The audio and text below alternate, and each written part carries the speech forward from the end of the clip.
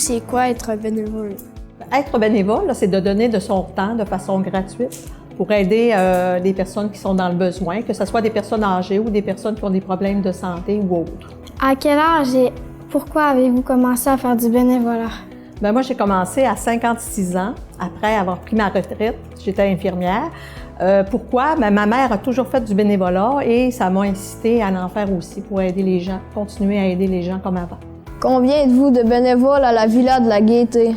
À la Villa, nous, on est dans le conseil d'administration, on est 7 bénévoles. Quelles sont vos tâches en une journée? Avez-vous des tâches préférées? Nos tâches ne sont pas toujours les mêmes à tous les jours. Nous autres, au niveau du conseil d'administration, on a des tâches administratives où on s'occupe le bail et tout ça. Et on a aussi les tâches pour l'entretien de la bâtisse, les rénovations. Les tâches préférées, c'est de s'occuper des besoins des bénéficiaires ici, là, de faire le tour puis de voir s'ils sont satisfaits puis d'essayer de régler leurs problèmes s'il y en a. Avez-vous un autre métier et comment faites-vous pour concilier votre horaire? Présentement, je n'ai pas d'autre métier. Je suis retraitée et les membres du CA sont pratiquement tous retraités. De temps en temps, on réussit à aller travailler un petit peu partout pour donner un coup de main. Mais on est capable d'ajuster notre horaire là, selon les besoins et on est capable de se remplacer un et l'autre aussi pour faire les tâches. Quel est votre moment préféré dans votre expérience de bénévole? Bien, les rencontres de groupe qu'on fait, c'est toujours agréable. Mais l'été passé, on avait fait un dîner champêtre avec toutes les familles puis les résidents ici. Et ça a été le moment, je pense, le plus agréable là, depuis le début. Si vous aviez à définir le bénévolat en un seul mot, quel serait-il et pourquoi? Bien, je vais dire 2 mots. Entraide et disponibilité. Pourquoi? Bien, l'entraide, c'est pour aider justement les personnes ici, les résidents, puis tout ça, et les familles même.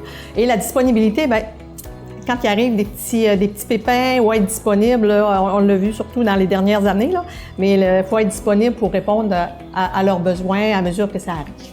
Quel est votre plus grand défi dans le bénévolat et est-ce qu'il y a des moments difficiles?